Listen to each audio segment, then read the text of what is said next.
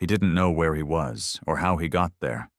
All he remembered was fire, a crash, screams echoing through metal corridors, and then silence, floating in a sea of black stars with half a breath left in his chest. The first face he saw after regaining consciousness wasn't human.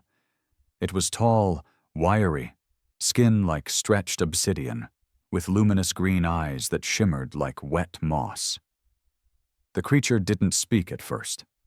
It watched, studied, fed him liquids he couldn't name, tended to his wounds with hands that trembled as though they feared him. The planet was called Cavala. He found that out months later. A primitive place by Earth's standards. No electricity, no machines, just natural stone dwellings, plant-based medicine, and a language that sounded like wind through reeds. The Cavalans had never met a human before him. To them, he was a living artifact from the stars. A broken one, at that. His name was Grayson. No titles, no rank, just Grayson. A pilot, barely. A scout ship blown out of orbit by a freak ion storm, flung light years off course. He was supposed to be dead. Instead, he'd become a ghost in someone else's world. They didn't ask for anything in return. Not food, not knowledge, not even technology.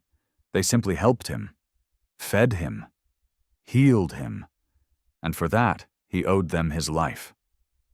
But even back then, buried under bruises and broken ribs, he knew the truth, knew it deep in his bones. Kindness doesn't go unpunished. Grayson stayed on Cavala for 3 years. He learned their ways, spoke their language, slept beneath their trees and helped build their huts. He was their strange, hairless cousin from the stars, and for a time, it felt real, like peace could live here. But peace is a lie people tell themselves to sleep at night. The day the Terran retrieval unit finally located him, everything changed. They didn't land softly. They came in loud, metallic gunships cracking the sky open like thunder, full armor, black visors, rifles pointed at shadows. They didn't ask questions. They didn't greet the Cavalans. They surrounded Grayson like he was a lost nuke they finally found. The Cavalans stood frozen, confused. Children cried. The elder who had nursed Grayson back to health stepped forward, unarmed. He was met with a stun round to the chest. Grayson screamed. But protocol was protocol. The squad didn't care what the aliens had done. All they saw was a human asset exposed to xeno-influence, contaminated, at risk. They dragged him back to the ship, strapping him down like cargo. The last thing he saw as the hatch closed was the village burning. Fires lit by Terran hands. The retrieval team called it sanitization. Grayson never forgave them. Not the team. Not Earth. Not Command. Years passed. He was reinstated, promoted, decorated. They called him a survivor, a war hero, a man who endured capture behind alien lines. He never corrected them, but deep inside, something darker brewed. A need. A promise he whispered to himself on sleepless nights. They had burned the only peaceful place he ever knew. Now he would return. Not alone, not weak, but at the head of humanity's most feared fleet. Grayson didn't sleep much after Cavala. He didn't sleep during the psychological evaluations, the endless interviews, or the ceremonial medal ceremonies he never wanted. They gave him ribbons, assigned him to Earth Command's Tactical Research Wing, and poured his name into propaganda stories sold to civilians like bedtime myths. He played the game, on the surface, said the right things, nodded when they called the Cavalans a Class C xenospecies, not worth re-establishing contact with. Let the analysts draw their conclusions, and the politicians milk his tragedy. But inside? Inside, he remembered every name, every face, every quiet smile they gave him without expecting one back. He remembered the elder's body convulsing after the stun shot, the flames twisting through wooden roofs, the children coughing as black smoke swallowed the sky, all from humans in black armor pretending to be saviors. They weren't saviors. They were liars wrapped in steel and protocol. He watched Earth turn colder, meaner, more militarized. The fleet kept expanding, and peace was no longer something they sought. It was something they enforced, with plasma and fear. Humanity wasn't building bridges. It was digging graves between stars. By the time Grayson earned his own ship, a Leviathan-class dreadnought, they called him the youngest fleet commander in Earth's naval history. They didn't know what they gave him. They thought they were rewarding loyalty. What they did was hand vengeance the keys to an arsenal. The ISS Widowmaker was a monster. A kilometer of firepower, cloaked in obsidian plating, powered by a dark matter core that could burn a moon to vapor. It bristled with kinetic cannons, railguns, ion disruptors. The crew? Hand-picked, loyal, conditioned. He didn't need loyalty. He needed silence. He fed them lies, spoke of recon missions near the Shatter Zone, border patrols near wild space. The brass bought it. Why wouldn't they? He was the golden child, the ghost made flesh, the man who survived the aliens and came back better. They never asked what happened on Cavala. They just assumed it was a hostile zone. The retrieval team's incident report said the natives resisted. Minimal casualties, sanitized, controlled. Grayson knew the truth. He was there. He still smelled their smoke. The day came when Earth Command handed him full authority to lead a diplomatic fleet deeper into unclaimed space. Seek out potential colonies, they said. Identify threats before they identify us. He nodded. Inside, he laughed, because he had already programmed the coordinates, buried in the flight plans, deep in the jump matrix, beneath all the red tape and encryption. Cavala. They thought it was just another dead world in the archives. They never knew it had survived. They never knew it had remembered. Cavala hadn't changed much, or so it seemed from orbit. The lush green canopy still stretched wide across the valleys. The mountain ridges still carved jagged lines across the continent. The river that once flowed through the village still shimmered like molten silver under the morning sun. But Grayson noticed the difference. There were no fires this time, no chaos, just silence. The village where he once slept under trees and shared meals with creatures who didn't understand war. It was gone. Not destroyed, not wiped out, abandoned, like they had vanished. The scanners on Widowmaker showed signs of life, deep underground, scattered. Different frequencies, unfamiliar readings. They had evolved. He didn't tell his crew the real mission. He told them it was a recon scan.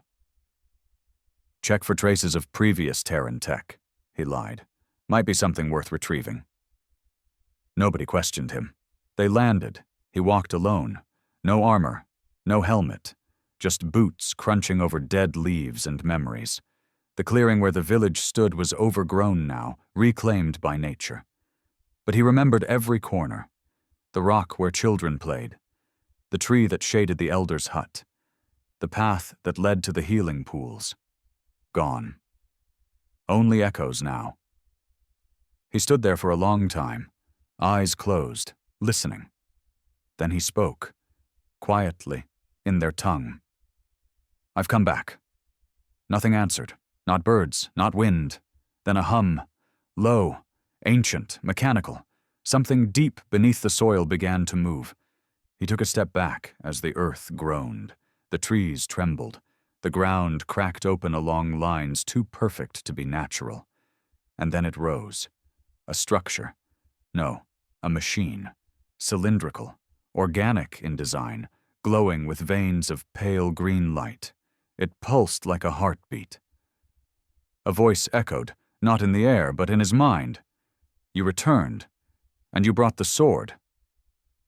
He didn't flinch. You left me with nothing, he said aloud. So I became what they feared. You became them. No, he replied, voice hard. I became worse. The machine opened. Light spilled out, and from within came 3 figures, not Cavala, not any more, taller, armor made of living bark and stone, eyes like crystal fire, weapons not built but grown, and they didn't kneel, they didn't run, they stood before him, unafraid. "You should not have come back," one said. The voice was feminine, cold. "I came to warn you," Grayson said. "Warn us of what?" He stepped forward, tone like iron. "Humanity's coming." The 3 looked at one another, then back at him. "We've been waiting." He exhaled. So it wasn't over. Not for them. Not for him. They remembered the fire too, and they had not been idle. Grayson didn't blink. The creatures standing before him, what used to be the Cavalans, were something else now. Something that no Earth dossier or fleet intelligence could explain. Their forms pulsed with life not bound to flesh. Their armor didn't shine. It breathed. Weapons weren't held. They grew from their arms, shaped by thought, will, memory, and yet he recognized their eyes, especially hers, the one who'd spoken. "You were a child," he said, stunned more by memory than sight. "Your name was Luna. You tried to braid my hair once and got frustrated I had none." Her expression didn't change. "And you used to laugh. Now you bring warships." "I brought a warning," he replied, stepping closer. "Humanity believes this world is dead, but when they learn it's alive, they'll come again, not to retrieve, to conquer." Luna looked down at the soil under her feet, then back to him. "They already did." Grayson's jaw tightened. She wasn't wrong. "Then let me help," he said. "You did," she answered. "You brought the fire, then vanished." "I didn't choose that," he growled. "They dragged me out like a stolen relic. They destroyed your homes and fed me lies. I've waited years to come back. I've built everything for this moment." "Why?" she asked, voice like dry wind. "Why return? For guilt, justice, or revenge?" He looked past her, to the forest, to the shadows of a life that once felt more real than Earth ever did. "I owe this place my soul," he said, and they took it in flames. A long silence followed. No birds sang, no engines rumbled, only the quiet hum of the structure pulsing beneath them. Finally, Luna nodded to the other 2. They stepped aside. "Then you need to see what we've become," she said. Grayson followed. They led him deep underground, through winding roots and stone tunnels that pulsed with soft bioluminescent light. The walls weren't carved. They were grown, formed by vines and resin that shaped the path as they walked. "What is this?" he asked. "The vault," Luna said. "We built it after the fire."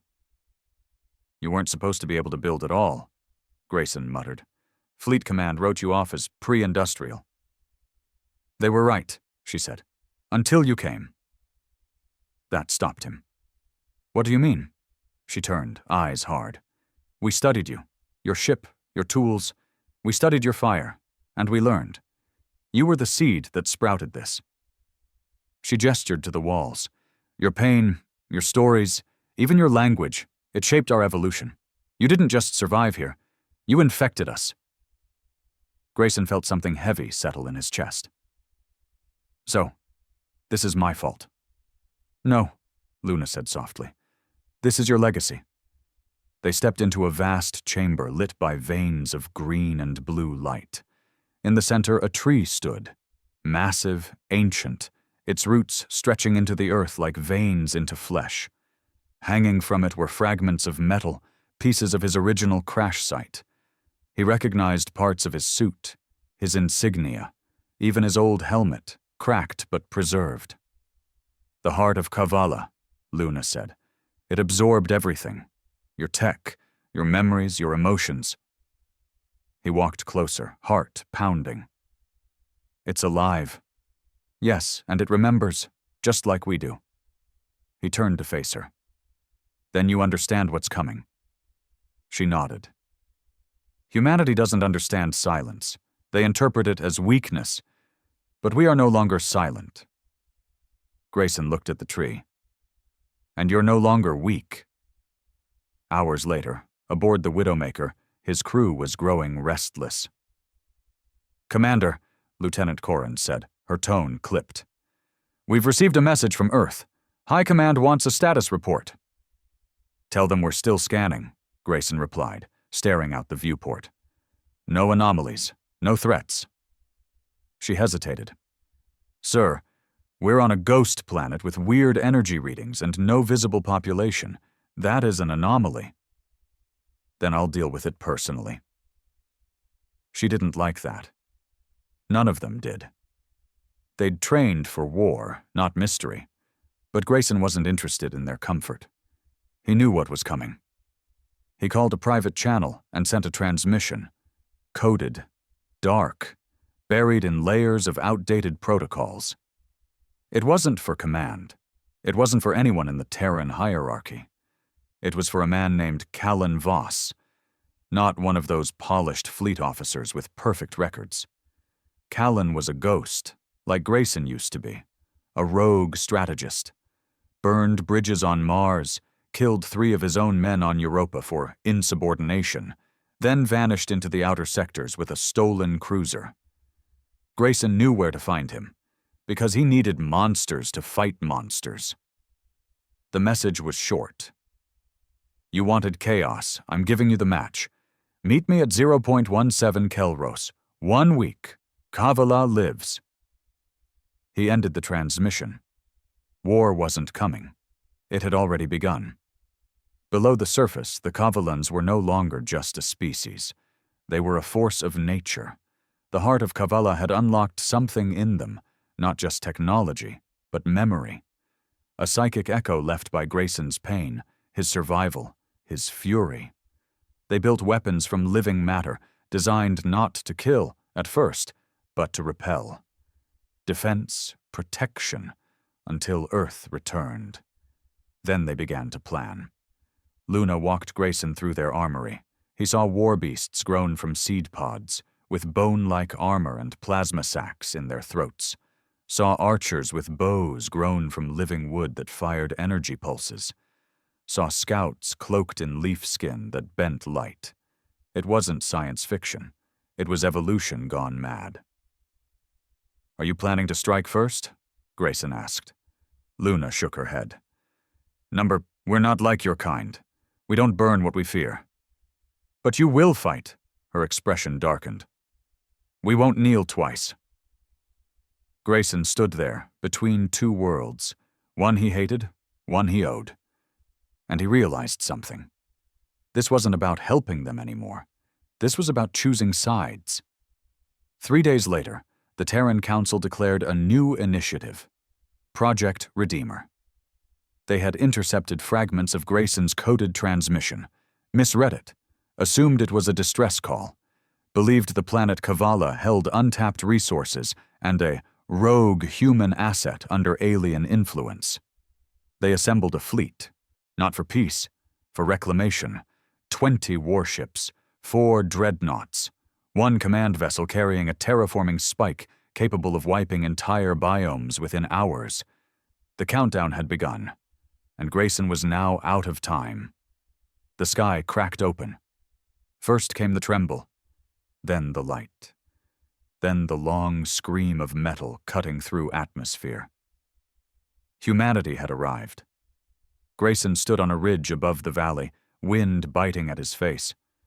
Below, Cavala's forest glowed with 1,000 hidden signals. Creatures of living bark and bioarmor slithered through the trees.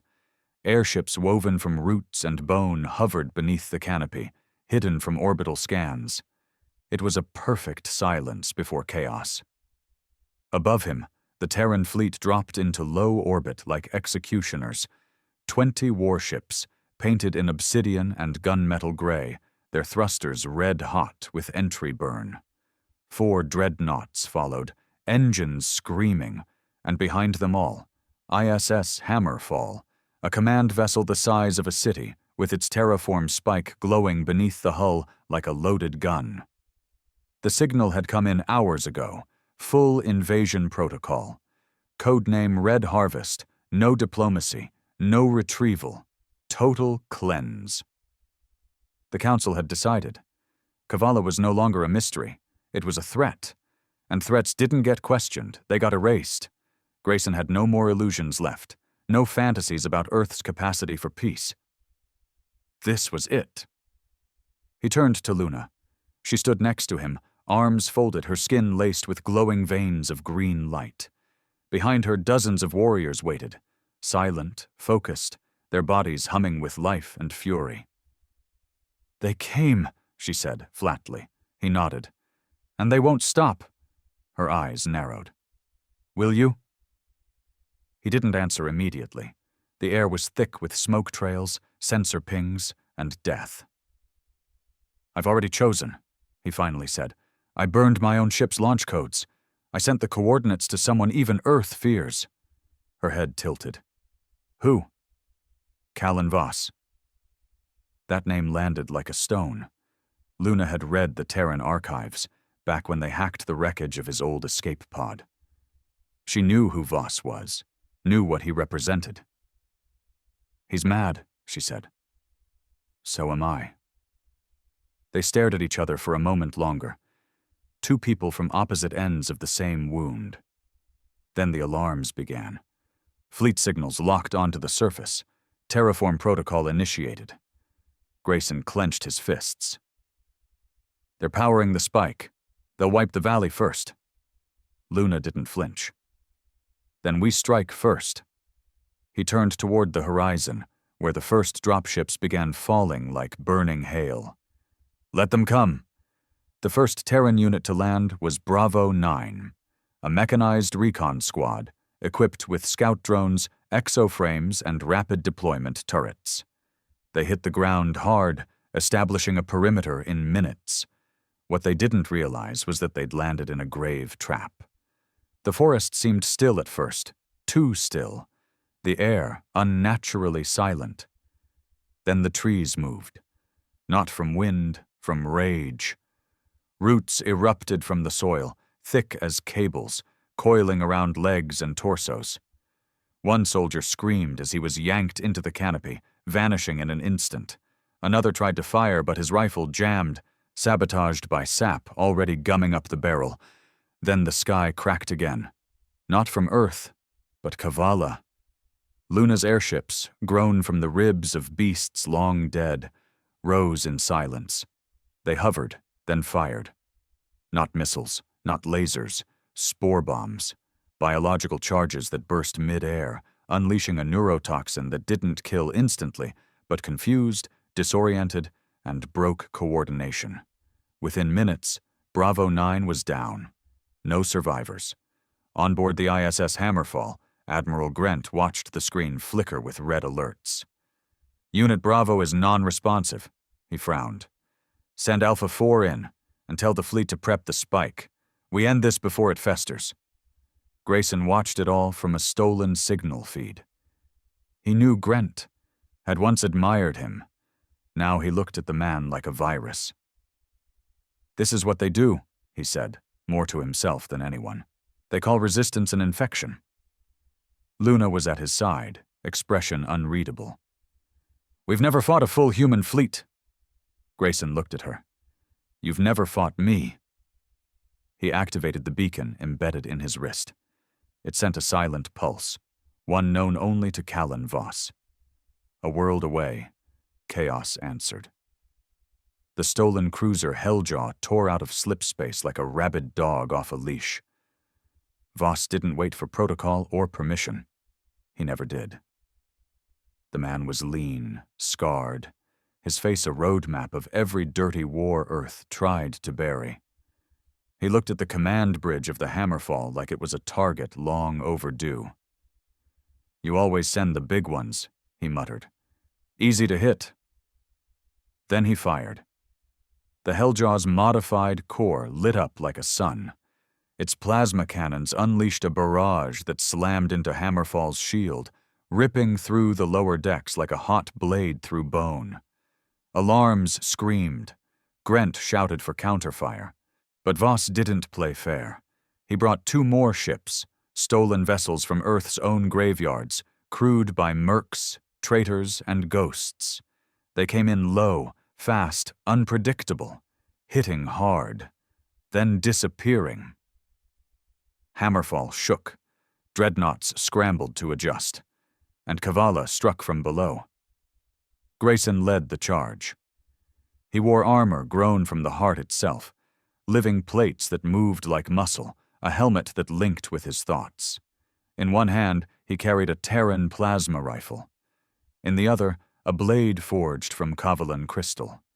He was no longer Terran. He was no longer theirs. He was something in between. And he didn't hesitate. They struck the second wave of landers mid-deployment. Dropships split open before their cargo could even touch ground. Cavalan archers rained down energy bolts from tree lines.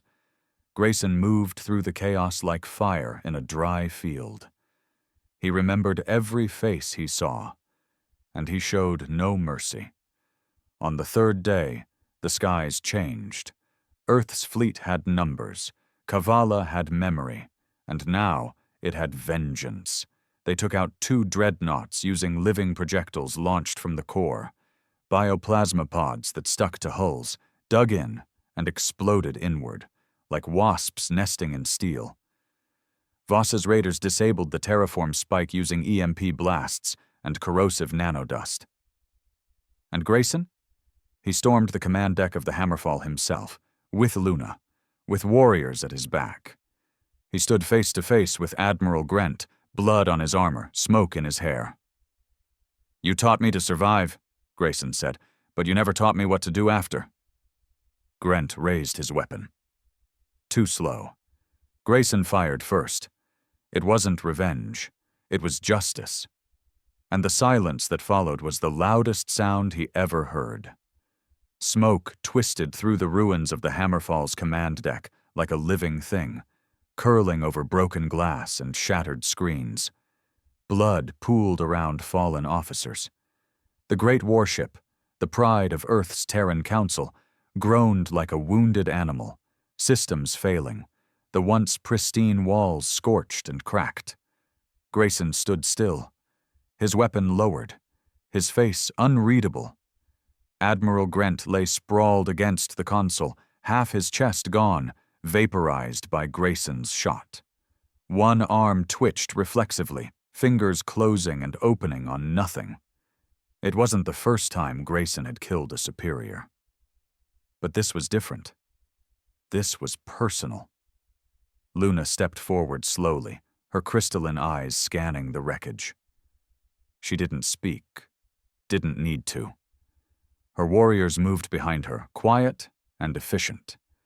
They weren't here to gloat. They were here to survive. "Is it over?" she asked. Grayson shook his head. "The fleet's in chaos. Voss is pulling his raiders out. Earth will retreat, for now." "For now," she repeated, bitterly. Grayson looked out the shattered viewport. Pieces of dreadnoughts floated across the atmosphere like metal corpses. Cavala's sky was no longer blue. It was bruised, scorched from the fight. "We bought time," he said.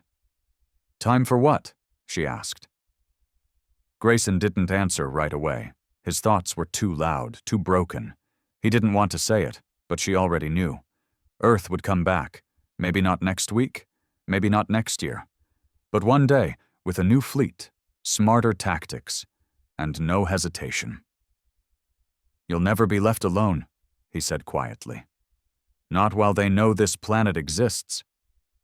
"Then they will forget," Luna said, stepping to the console. "What are you doing?" he asked. She didn't look at him. "I'm burning the signal, cutting all transmission paths off planet. Cavala will go dark. You'll be blind to the rest of the galaxy." "We were blind before, and we lived." He wanted to argue, but he couldn't, because she was right. He stepped away, watching her fingers move across alien tech grown from living bark. The system pulsed, dimmed, then died. Connection terminated. All Terran channels vanished. Cavala was invisible now, a ghost planet once again. They buried the dead in silence. Not just the Cavalans, but the humans, too. The soldiers who'd followed orders, the ones who didn't know what they were really burning. Grayson helped dig the trenches. He didn't speak, didn't explain. Some of the warriors still looked at him with unease. They remembered the stories, remembered that it was humans who came in fire and steel and left their world scarred. But they also saw him bleed beside them. That bought silence, if not trust. Luna watched him from a distance. She saw what no one else did, a man untethered from everything, even himself. Later, under the soft glow of the heart tree, she finally spoke. "You didn't have to stay." Grayson stared into the branches above. "I didn't have anywhere else." "You could have gone with Voss. He would have taken you." "I'm tired of running." She sat beside him. "Then what do you want now?" He laughed, a hollow, cracked sound. "I want Earth to choke on what they've become. I want them to look at this world and see a graveyard for their pride." Luna didn't reply immediately. Then she said, "That's not peace." "I didn't ask for peace," he snapped. "I asked for a chance." She looked at him, not with hate, but with something worse, pity. "You got your chance. You lived. We all did. That's what matters now." He stood, frustrated, pacing. "No, what matters is that they'll never stop. You think they'll just forget this planet? Forget that a fleet vanished? That their best admiral was killed by one of their own?" "Then let them remember," she said softly. "But they won't find us again." He turned sharply. "That's not enough." "It has to be." He stared at her, breathing hard. She met his gaze, calm. "You can't live in fire forever, Grayson." His shoulders sagged. All that rage, all that vengeance, and now, nothing left to burn. Weeks passed. Voss disappeared. No messages, no return. Earth sent out probes, then fell silent when none came back. Cavala rebuilt, slowly, carefully. The damage to the forest healed in time. The heart pulsed with quiet strength, its roots spreading deeper. And Grayson? He stayed. He lived among them, not as a soldier, not as a leader, but something in between. A warning, a relic, a symbol of what had been and what might return. Some days, he helped teach strategy to their scouts. Other days, he hunted alone in the deep forests, where the trees whispered memories only he could understand. But mostly, he walked, watched, waited. For what, he didn't know. Until one night, Luna found him near the riverbank, staring at the stars. "You look like you're waiting for ghosts," he smirked. "Maybe I am." She sat beside him. "Grayson, you don't have to carry it all." "Yes, I do," he whispered. "Because I brought it here." "No," she said. "You survived. That's not the same." He closed his eyes. "It feels the same." She touched his arm gently. "For us, survival is a beginning. For you, it's been a prison." He opened his eyes. "Then help me break it." She looked up at the sky. The stars shimmered, but none of them came closer. She nodded. And for the first time since the fires, he felt something stir in his chest, something soft, something like peace. The peace didn't last, not because Earth returned, but because silence gave birth to suspicion, and suspicion festered like rot in the heart of the survivors. Grayson felt it first in the way the stares lingered longer. The children no longer approached him with curiosity, but clung to their mothers when he passed. The warriors who once fought beside him now stopped speaking when he entered the room. He didn't blame them. He understood. He was human. No matter what he wore, no matter what wounds he shared, he looked like the ones who brought fire, and memory didn't heal as quickly as wounds. Luna tried to hold the lines together. She stood between him and the growing whispers, between his haunted loyalty and their growing fear. But even she could not silence everyone, and one of them decided to act. It was during the Rebirth Festival, a new tradition created after the war. A day where the villagers placed glowing stones into the river, each one bearing a name lost in the fire. The river carried their memory downstream, feeding the heart tree through its deep roots. 1,000 lights shimmered on the water that night. Grayson stayed near the edge of the gathering, quiet, watching. He never placed a stone. He didn't have a name to mourn. He carried them all. That was when it happened. A sudden crack in the stillness, a sound that didn't belong. Then a scream. Grayson turned just in time to see a warrior break from the tree line, weapon drawn, glowing with kinetic energy, aimed directly at him. The warrior moved fast, trained, controlled. But not enough.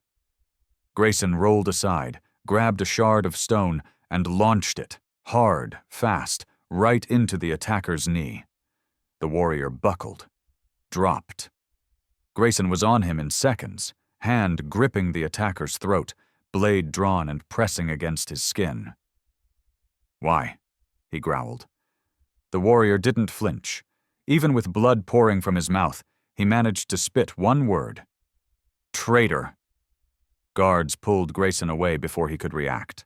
Luna arrived seconds later. "What the hell happened?" Grayson stood, fists shaking. "He tried to kill me." "I see that." She turned to the guards. "Get him to the chambers. I want him breathing." The guards dragged the attacker away. Luna turned back to Grayson. His voice was quiet. "This wasn't just him." She nodded, face grim. Number It wasn't. They interrogated the attacker that night. His name was Corvin, a young scout, fought in the Battle of the Shattered Ridge, lost his brother in the opening volley. He confessed everything: the resentment, the meetings, the growing belief that Grayson was a danger, not a hero. "He brought the war here," Corvin said. "He is the war." "He saved us," Luna said coldly. "He made us need saving." Grayson watched from behind the wall, unseen. Every word sank deeper into his chest. Corvin wasn't wrong. He had brought Earth here, and even if he hadn't chosen it, he had dragged their fire across Cavala's soil. That night, Grayson didn't return to his quarters. He walked through the old paths, past the healing springs, through the place where the heart's roots reached closest to the surface. He stopped at the tree, laid his hand against its bark, felt it breathe. "You should have let me die," he whispered. The bark warmed beneath his fingers, a pulse. He closed his eyes, and the memories came back, not his own. The heart showed him pieces of Corvin, his brother, the screams, the night he held a body too broken to fix, the smell of fire. Then it showed him himself. As the Cavalans saw him, a weapon wearing skin, a storm in human form. He pulled his hand back. The tree didn't judge, but it remembered. In the days that followed, things worsened. Whispers turned to silence. Luna stood firm, but cracks appeared. The council debated in secret chambers. Scouts began patrolling more often, not looking outward, but inward. One night, a symbol was drawn on Grayson's door. An old Cavalan rune. It meant unclean. He stood staring at it until Luna found him. "You should come inside." He didn't move. "They're turning," he said. She nodded. "Some, not all. But enough." She looked at the mark, then wiped it away with her sleeve. "I won't let them hurt you." "That's not the same as accepting me." "No," she said, "but it's still something." He turned to her. "You can't protect me forever." "I'm not trying to," she replied. "I'm asking you to protect yourself." "How?" She stepped closer. "Show them who you are, not what you used to be." The next day, Grayson gathered the village. He stood before them, not armored, not armed, just himself. He didn't speak like a leader. He spoke like a man who'd carried too much for too long.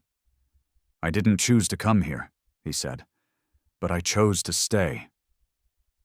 Silence. "I fought for you because I saw what Earth tried to kill, and because I owed you my life." A few heads nodded. "But I won't lie, they were my people once, and part of me will always be theirs, just like part of me will always be yours." More silence. "I'm not asking for forgiveness. I'm not even asking for trust." He looked across the faces, some angry, some afraid, some hopeful. "I'm asking for a place to stand." The silence held. Then a child stepped forward, one of the few born after the fire. She placed a small, glowing stone at his feet. Her voice was small. "For your names too." And just like that, the silence broke. That night, for the first time in weeks, Grayson slept without waking from fire. The wind outside his quarters whispered through the trees, and no one marked his door.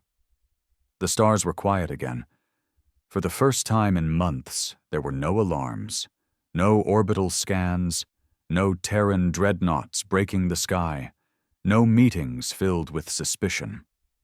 Cavala breathed.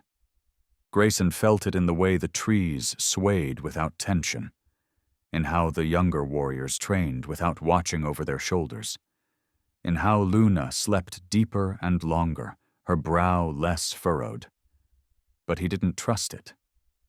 Peace, he had learned, wasn't the absence of war. It was the pause before the next wound. Still, he allowed himself the lie. For a little while, until the signal came. It arrived in the form of a simple pulse, one that only someone like him would recognize.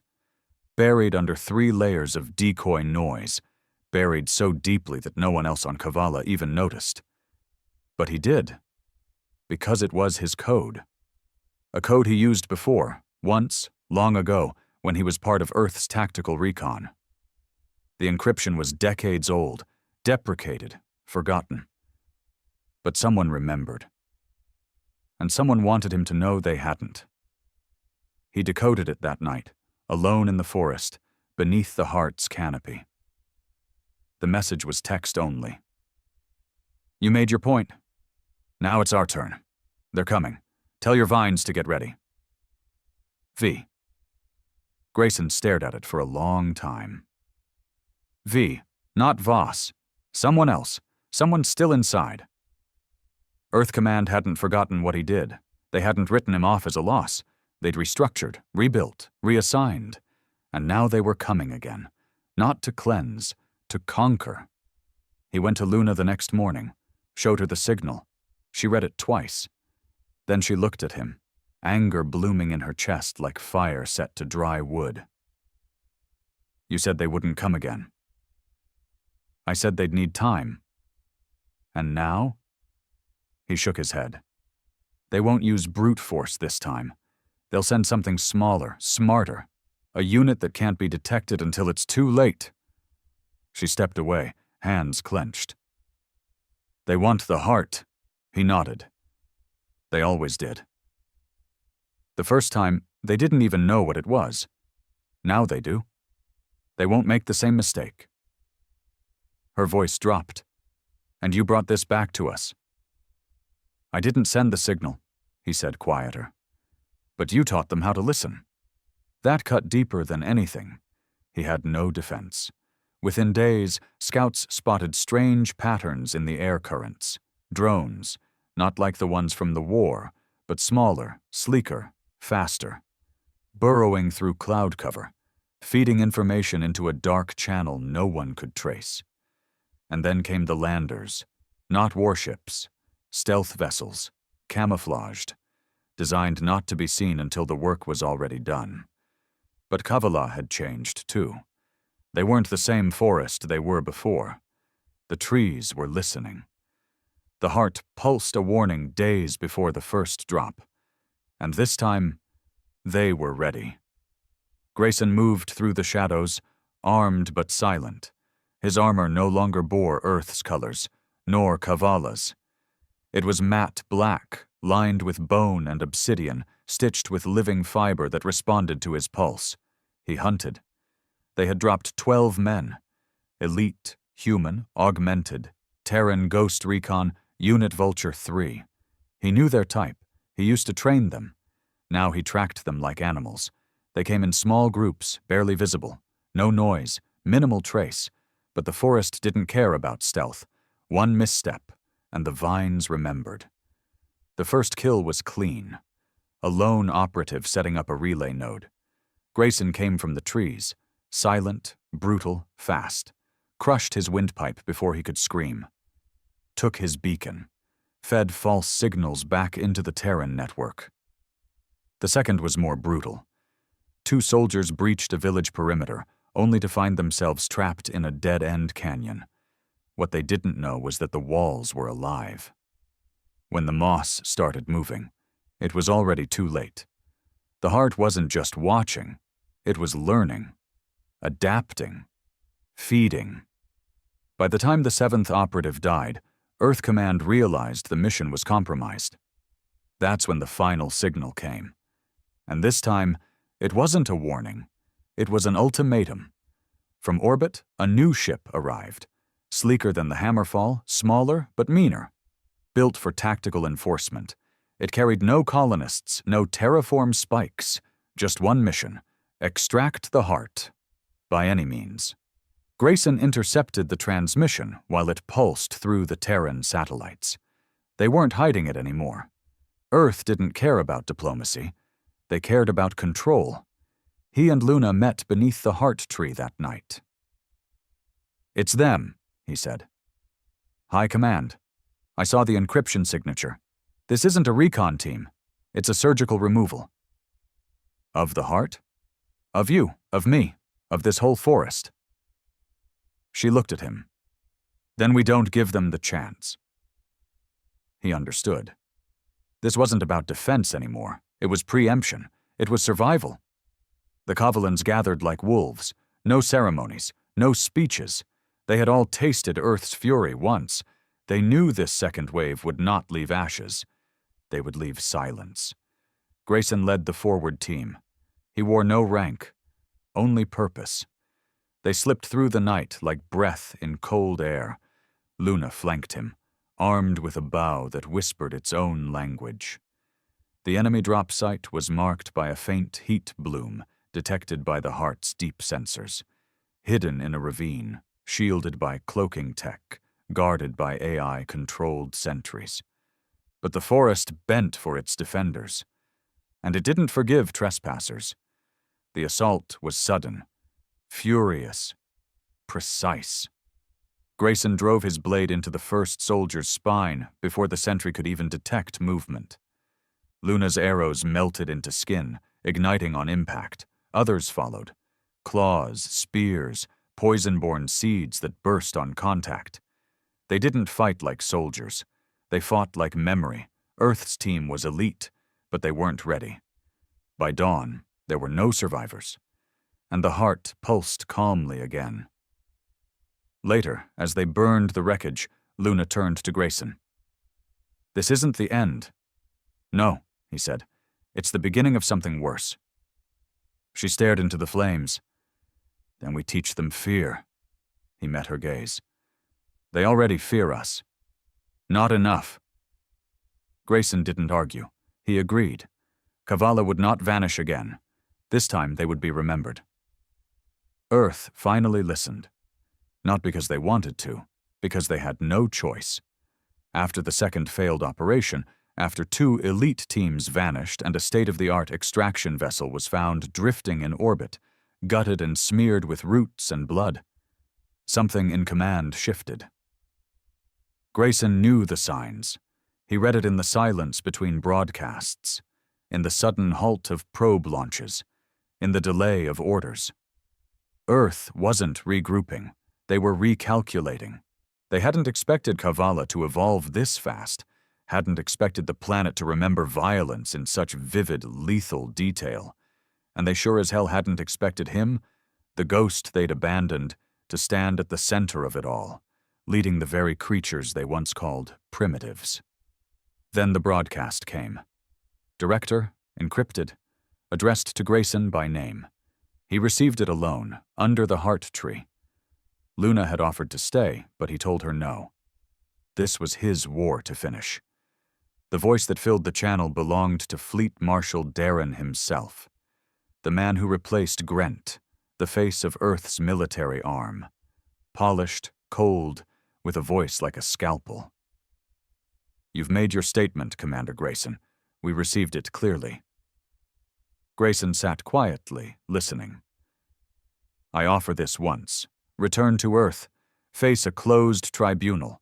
If found guilty, your sentence will be merciful. If found not, you will be reinstated.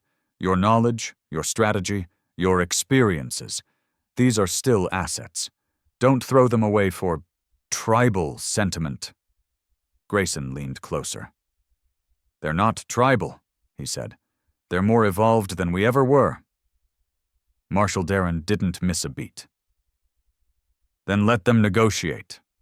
Grayson smiled bitterly. "You don't negotiate with forests or ghosts. You just bury them." "Grayson," the Marshal said, quieter now, "there's a path to peace, but it begins with you." Grayson stared at the flame-like pulse of the heart tree above him. "No," he said. "It begins with you admitting what you've become." The line went dead. No threats, no demands, just silence. The kind Grayson understood far too well. They didn't send another fleet. They sent a beacon, dropped from orbit into the outer rim of Cavala's atmosphere. It planted itself into a cliff face and began to transmit, not words, but images, diplomacy, a desperate olive branch wrapped in a cage, footage of Grayson, of the heart tree, of Luna, of the battles. Paused, labeled, catalogued, then an offer. "Open discussion. No weapons. One representative. One truth." Luna didn't trust it. Neither did Grayson. But something inside him, tired, heavy, aching, leaned forward anyway. Maybe not for Earth, but for her. For the children born under the shade of the heart. For the ghosts who might finally be able to sleep. They met in a clearing. Neutral ground. Ancient Cavalan ruins where no blood had ever been spilled. Earth sent a diplomat, not a soldier. A woman named Ellen Baird. Not young, not naive. Her face was lined, her eyes tired, her uniform simple. She came alone. Grayson met her with Luna at his side, flanked by two of her best sentinels. No words were spoken at first, just watching. Then Grayson stepped forward. "I expected armor." Baird shook her head. "Armor tells the other side you're here for war. I'm not." "Good," he said, "because Cavala doesn't care for speeches." She nodded. "I'm not here to make one. I'm here to listen." Luna studied her. "Then listen." And they began. For hours they sat beneath the rust-colored stones telling stories. Grayson didn't speak of tactics or battles. He spoke of a boy who fell from the stars into the arms of strangers, of a people who fed him before they feared him. Of the night he was dragged back into orbit and watched fire consume everything that had given him peace. He didn't raise his voice. He didn't accuse. He just remembered. Baird said nothing for a long time. Then finally she spoke. "We were wrong." Luna's eyes narrowed. "That's not enough." Baird nodded. "Number it's not, but it's where we start." She reached into her satchel and pulled out a single data crystal. "This holds the directive," she said, "signed by the Council. They've designated Cavala as a sovereign protected biome. No further incursions, no surveillance, no military presence." Grayson didn't move. He'd seen treaties before. They tore just as easily as paper. "What's the cost?" Luna asked. "Access," Baird replied. "To knowledge. Trade, cultural exchange, voluntary only." No heart, Grayson said. Baird met his eyes. We don't want the heart, he studied her. But you wanted me. I was the only one who didn't vote for your death. He believed her, but that didn't make him trust her. Luna stepped forward, took the crystal. Leave it, she said. Baird nodded. Then she turned to Grayson. You don't have to come back, but you should let them know why you stayed. Grayson didn't reply. Not then. That night, Luna sat beside him near the old riverbank. They watched the water run smooth over the stones. What now? She asked. He didn't answer at first, just closed his eyes and listened. For once there was no scream in his memory, no fire behind his lids, just wind. He turned to her. We keep living. She smiled faintly. That's not very dramatic. I'm tired of drama. They sat in silence. The war had ended not with a scream, but with a whisper, and in that whisper, Grayson found something he hadn't felt in years. Not peace, but purpose. Something worth standing for, and this time, no fleet would take it away. Years passed, and the galaxy forgot, not all at once, not cleanly, but slowly, like mist pulled away by morning sun. Cavala became a myth, not because no one remembered it, but because no one wanted to admit it had won. The Terran Council, now fractured by its own contradictions and internal conflicts, buried the records under layers of bureaucracy. Official reports labeled the planet as non-viable for settlement due to indigenous hostility and biome instability. The truth lived in whispers, among veterans, among spies, among those who read between blacked-out lines. They spoke of a forest that moved, a tree that thought, and a human who betrayed his own species for something better. They didn't use Grayson's name anymore, not publicly. But on Cavala, it never stopped being spoken. Not as a warning, as a promise. Grayson aged slowly. The heart tree's influence, whatever it truly was, seemed to touch more than just memory and roots. His body healed faster. His thoughts moved clearer. He stopped dreaming of flames. Instead, he dreamed of stars. Wide, calm stars untouched by war. He took no title, held no rank. But when Luna passed leadership to a new generation, they asked him to remain near the heart as its first guardian.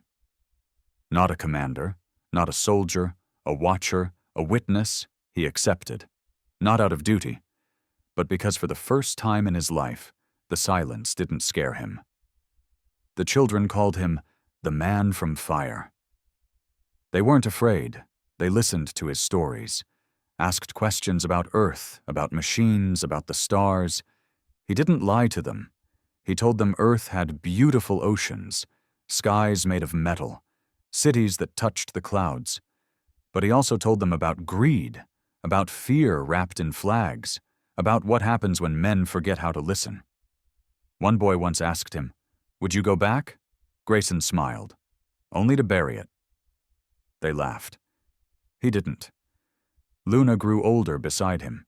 They never called it love, not in the way humans named things, defined them, caged them. What they shared was quieter, deeper, like roots that didn't need sunlight to grow. When she died, peacefully, beneath the heart, he didn't weep. He sat with her hand in his, and whispered all the words he never needed to say. The forest buried her with song, and the heart grew a new branch the color of her eyes. One day, a ship came. Not from Earth. Not from any place Grayson knew. It hovered on the edge of the upper stratosphere, scanning, cautious, slow, not hostile. He felt it through the heart before the scouts even saw it, and for the first time in many years, he put on his armor. Not to fight, to stand. He met the envoy alone, at the same clearing where Luna had once spoken to Earth's diplomat. The being who stepped from the ship was not human. Tall, cloaked, face hidden by iridescent glass. Its voice came through a translator, soft and genderless. "We come in curiosity. No violence. We heard of a world that breathes." Grayson nodded. "It does." "Are you its leader?" "No," he said. "Just a man it let stay." The envoy studied him. "We seek permission to learn." He hesitated. Then, "Only if you're willing to be changed by what you find." The envoy nodded. "Change is why we travel." And for the first time, Grayson smiled without pain behind it. "Then welcome to Cavala." The forest bloomed again that year. The heart pulsed brighter. Children carved new stories into the bark, legends of beasts, of fire, of peace carved from ashes. Grayson didn't expect statues, didn't need songs. He had silence, he had purpose, and when he finally lay beneath the heart, old, worn, quiet, the forest didn't mourn. It remembered. And with every root, every leaf, every new voice born beneath its canopy, it told the stars, "Once we helped a man, and he brought us war, but in return, he gave us a future."